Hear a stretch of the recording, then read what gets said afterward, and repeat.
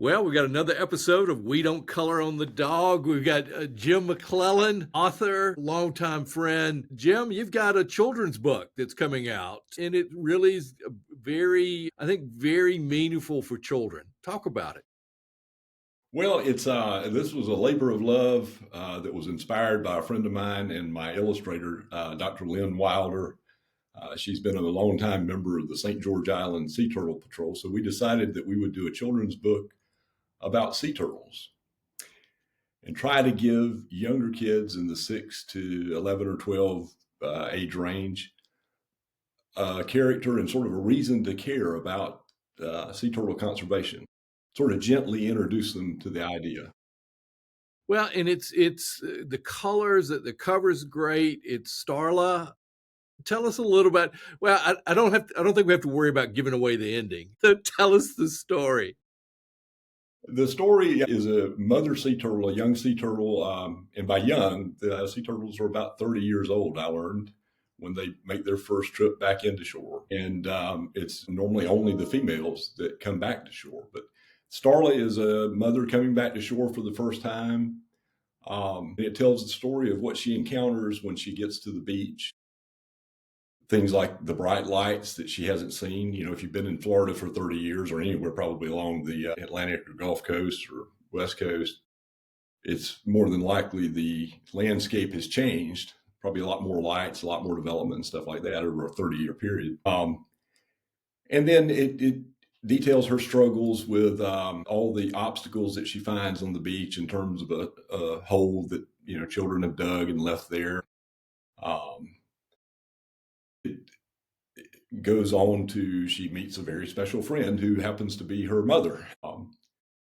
But it talks about in a gentle way, it sort of gives kids an idea of what sea turtles face when they come ashore and how small actions can have big impacts. Right, and because we're very sea turtle conscious now, more so than ever, and we understand it, and all of our, fortunately, you know, here in Pensacola and Pensacola Beach, we've in Perdido Key, we've been very active in trying to let people understand the dangers. But for a kid, for them to see it through the eyes of a fictional turtle probably helps picture it for them a little bit better. Yeah, that was the idea. You know, Lynn, one of the things that inspired this was Lynn's work with the Sea Turtle Patrol. But one of the things that was most meaningful to me as a native Floridian and someone who spent every summer of my adolescence on Mexico Beach, um, Lynn would take pictures during her Sea Turtle Patrol journey of all the things that were left on the beach, beach chairs, trash, deep holes that kids have dug. And it's not necessarily the younger kids. I mean, what she ran into a lot was spring breakers. And it's just this constant education effort.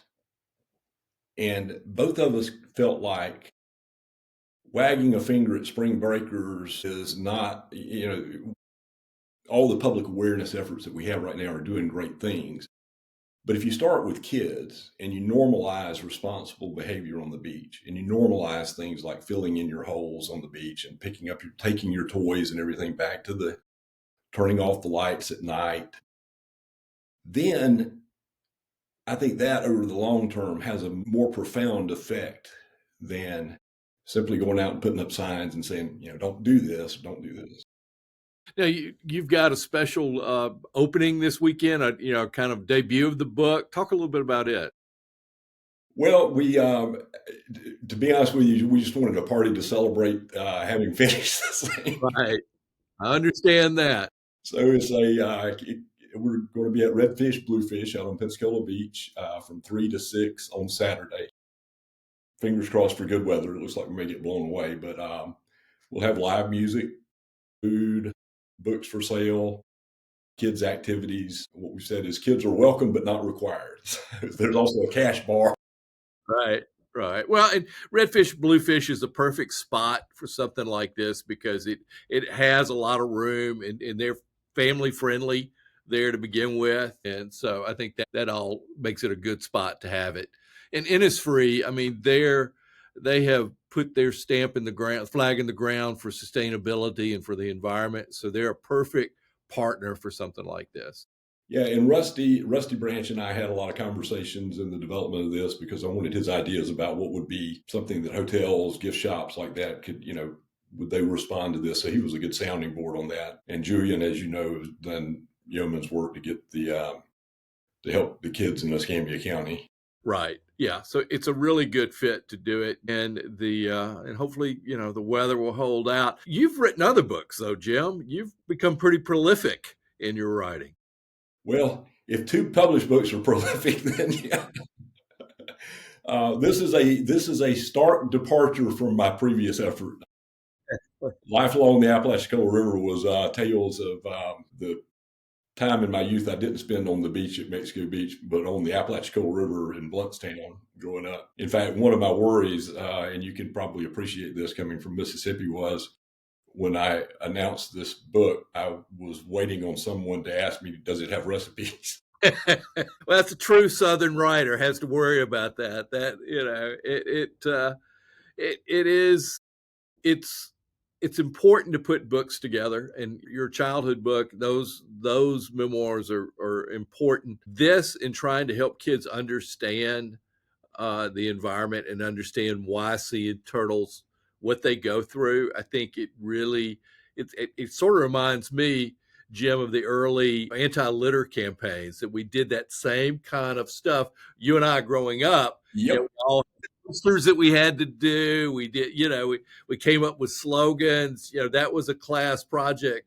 All through my childhood, and it's registers with us. It's funny that you mentioned that because one of the things that I thought about was being in 4-H, 9 years old, and our 4-H director was a guy named Jerry Wyrick, and we were riding in his car about, however many kids piled into cars back then, and somebody rolled down the window and threw out a piece of trash. And Jerry didn't say anything, but he drove the car about half a mile down the road and stopped and made all of us get out. And we walked all the way back to that piece of trash and picked up every piece of trash all the way back to the car. Right. But yeah, that was the idea. It just sort of normalized. The movie Anchorman had a throwback to that, where they threw away because that was the mindset in the 70s. Now, if someone wants a copy of the book, how can they get a copy? StarlaProject.com, and it will be for sale in local bookstores. I'm working with that now. I don't have a list of those, but we'll put those on the website. But you can order directly from the website. There's an Amazon link there for booksellers, for bookstores. There's an Ingram, the instructions to order from Ingram. And then one other thing that we offered with this one is if you want to have a custom cover, have a logo on the cover of the book and a little note on the inside. So if the idea is to get the book out to as many people as possible. And I should also mention that $2 from the sale of every book is going to an organization called Sea Turtles, SEE Turtles. And they were very appealing to us because they give grants to local sea turtle patrols all around the world. Mm-hmm. And they have a billion baby turtles effort underway right now. Wow. Well, for our listeners and viewers, we'll have this we'll have this available with the podcast. I'll have the links there. We've got an ad under all the different posts of the articles on both In Weekly and ricksblog.biz that you can click on and go right to their website. It's a great book, I think, for your kids. The colors are great, Jim. The illustration is really, really nice. I mean, it's a good, solid book for kids, and something that you could put on have on a shelf to read them at night, or something that they could, just they themselves could really just pick up and be the colors of the book itself will carry you through. Great job, Jim. And again, thank you for doing this. I was working on just a little side. I'm doing a book on the Community Maritime Park referendum fight. It is coming out. It'll come out in June. But one of the things at the very end of the book, and you may not remember it, but when we got to the night of the vote or right after the vote, you had sent me an email about that the paper finally had made it, that we were not only taking on the man, that we were the man. You're a part of that book. So but it was, you know, it's important to capture stories, and I think that you've done it with your, you know, with your childhood and living on the river, and this is in a different vein, but it's going to have an impact on a lot of people. So thank you, and for taking this challenge on, and thank you for coming on the show today. Thank you very much for having me, Rick. I really appreciate it. All right, we'll end this session.